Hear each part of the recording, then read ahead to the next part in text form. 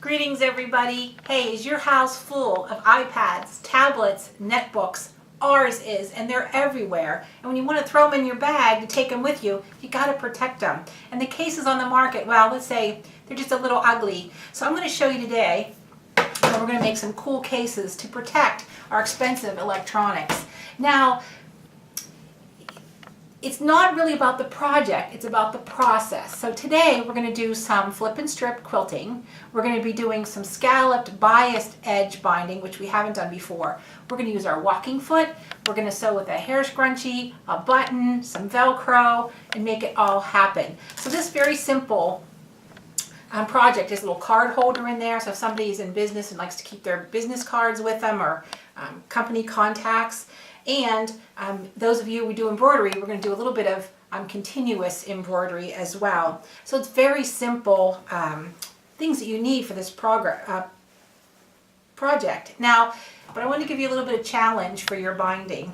So let me get ready to sew, put my walking foot on, or dual feed, even feed foot, whatever you happen to call it. I'll explain how it works in just a second.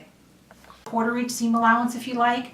Now, if you're a brave soul, you can add your first piece, but I like to kind of base this guy in place or hold it in place, but this batting is really sticky, so I'm going to chance it.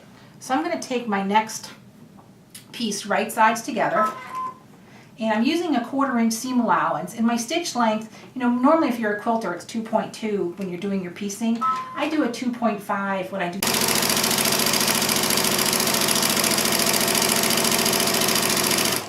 I'm just using the inside edge of my foot as a guide.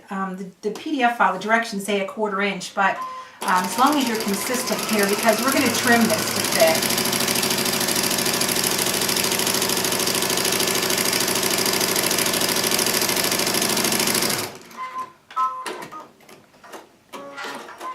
Now back to the iron, I'm going to press flat, open it up, and press again. Now if your seam allowance is not even, what's going to happen is that outside edge is going to wave a little bit, but if it does, this is our final piece, and that's what rulers and rotary cutters are for. So let me press this, and I'm going to do the other side, and then we're going to do a little measuring to your electronics to make sure it fits yours perfect.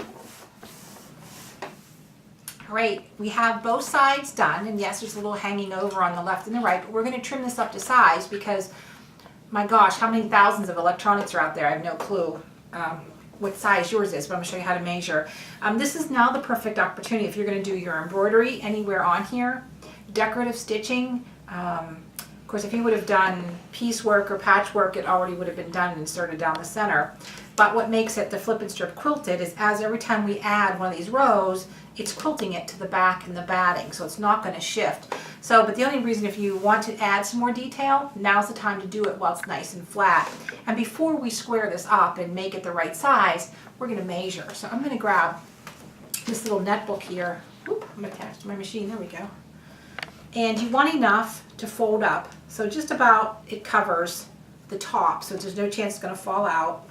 And you're going to check out the sides. Now this one is a little thicker than my iPad, so if it's not thick enough, you can add another stripe of color or make your last stripe a little wider. And then this piece is going to fold down. I just take it and fold it back this way to see how much flap or overlap I want. So this will be my flap, and then this will be my inside. Now, here's where I also start to think about my closure and how I'm going to finish this. If this is for a guy, maybe you want it more square, or maybe you want to round it off. You don't necessarily want to add the scallops, which I think are really pretty, but it's maybe a little more feminine. This I just use simple Velcro to close it, but after I was thinking about it, it really needs something a little more stylish than Velcro. So if I fold this from my flap, this is our ponytail holder that you get in the aisle of the grocery store, anywhere they sell hair brushes and things like that. It's a great elastic and a real pretty button. This one almost looks like, reminds me of kind of a wine barrel. So it right in there. Now some of you may have a foot that has a rudder in the middle. Now be careful because one of them looks like your blind hem foot, but it's called an edge joining foot. And all I'm going to do is use that center guide in the middle of my foot to follow the seam. So I'm watching that mark on my foot, I'm not watching the needle. And if all goes well, you're not going to see this stitching at the top. You're just going to see it at the back.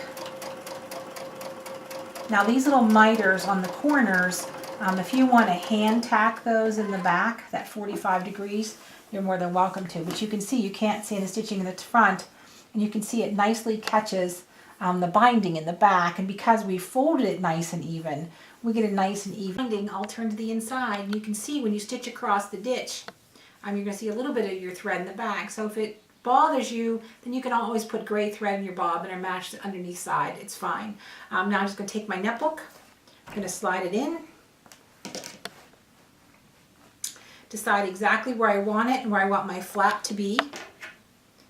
Mark the place to put my button.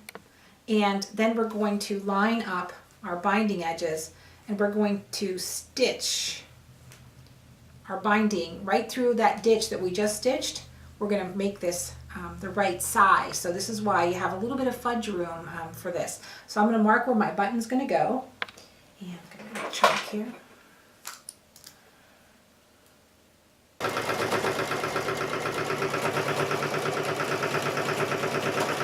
That's a lot of thickness in there. Okay, there it is. Already, all we have to do is sew on our button. So, cool beans. Now you can keep your electronics safe. I hope you enjoyed this process of this project, because the more you know, the more you sew.